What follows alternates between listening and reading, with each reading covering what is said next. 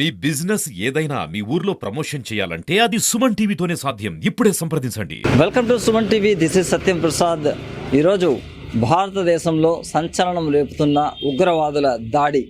పాకిస్తాను గతంలో భారతదేశంలోనే కలిసి ఉండేది. ఇది స్వాతంత్రం అనంతరం అన్నదమ్ములుగా విడిపోయాము.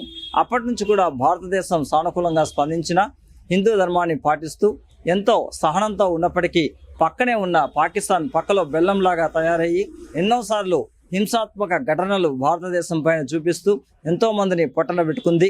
అయినప్పటికీ కూడా భారతదేశం వాళ్ళని క్షమిస్తూ వస్తూ ఉంటే పాకిస్తాన్లోని పెహల్గాన్లో దాదాపు 27 మందిని వారు పొట్టన పెట్టుకున్నారు.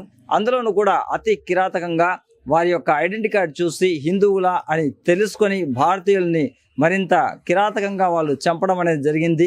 కొన్ని కఠినమైన చర్యలను కూడా తీసుకున్నారు. వారికి నదీ జలాలను అక్కడ వెళ్ళనీయకుండా స్టాప్ చేయడము, ఈ విధంగా కొన్ని చర్యలను చేపట్టి పాకిస్తానీలు భారతదేశంలోనికి రాకుండా గట్టి నిఘాను కూడా పెంచడం జరిగింది. ఇదే నేపథ్యంలో చిత్తూరు నగరంలోని కొంతమంది సామాన్య ప్రజలను వారి యొక్క స్పందన ఎలా ఉందో తెలుసుకునేదానికి ప్రయత్నిస్తున్నాం. నమస్తే అండి, నా పేరు ఎస్ జగన్నాథ్, చిత్తూరు నివాసిని.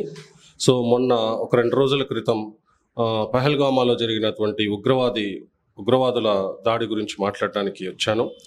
సో ఇది చాలా విషాదకరమైన విషయం, బాధాకరమైన విషయం. ఒక మనిషి చంపుకోవడం అనేది నైతిక విలువలు ఎంత మాత్రం ఉందో పరిశీలించవచ్చండి. ఏ మతం కూడా అందరూ అన్యోన్యంగా ఉండాలని చెప్తుంది. మరి ఒక అన్యమతం ఈ విధంగా పేర్లు మరీ అడిగి మీరు హిందువులా కాదా అని చెప్పి వాళ్ళని బుల్లెట్లతో పేల్చడం, కనీసం ఒక ఎమోషనల్ లెవెల్స్ కూడా థింక్ చేయకుండా వాళ్ళని చంపడం, వాళ్ళ ఫ్యామిలీస్ ఎంత బాధపడి ఉంటాయి.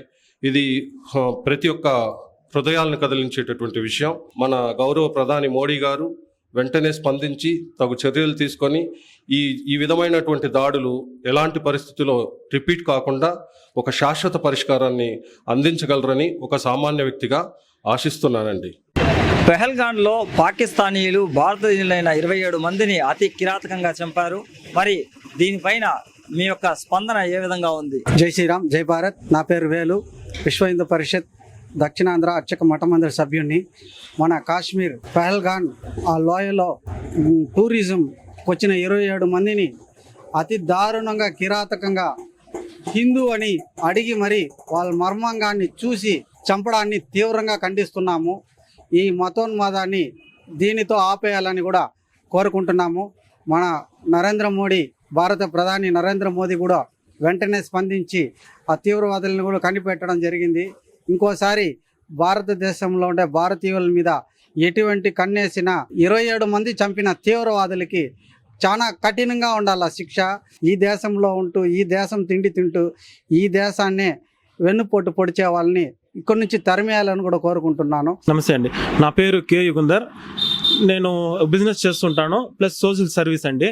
యాక్చువల్గా మూడు రోజుల క్రితము పర్యాటకుల మీద 27 మంది దాదాపు అకస్మాత్తుగా ఈ ఉగ్రవాదుల దాడి అనేది జరగడం జరిగింది. అదేవిధంగా జరిగిన 2 రోజులలో మేమైతే చాలా బాధపడడం జరిగింది.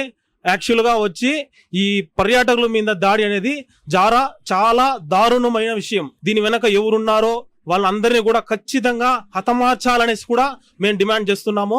అదేవిధంగా ఈ సింధు నదికి పాకిస్తాన్కు వెళ్ళే ఈ సింధు నది కూడా ఆంక్షలు అనేది విధించారు. చాలా మేము హర్షిస్తున్నాము. ఇంకా కూడా ఎవరు కూడా ఇండియా జోలికి రాకుండా ప్రశాంత వాతావరణంలో ఉండాలనేసి కూడా కోరుకుంటున్నాం. అదేవిధంగా ఈ చనిపోయిన కుటుంబ సభ్యులకు ప్రగాఢ సానుభూతి అయితే తెలుపుకుంటున్నాం. నా పేరు సికే రఘు, చిత్తూరులో న్యాయవాదిగా గత 26 సంవత్సరాలుగా ప్రాక్టీస్ చేస్తున్నాను.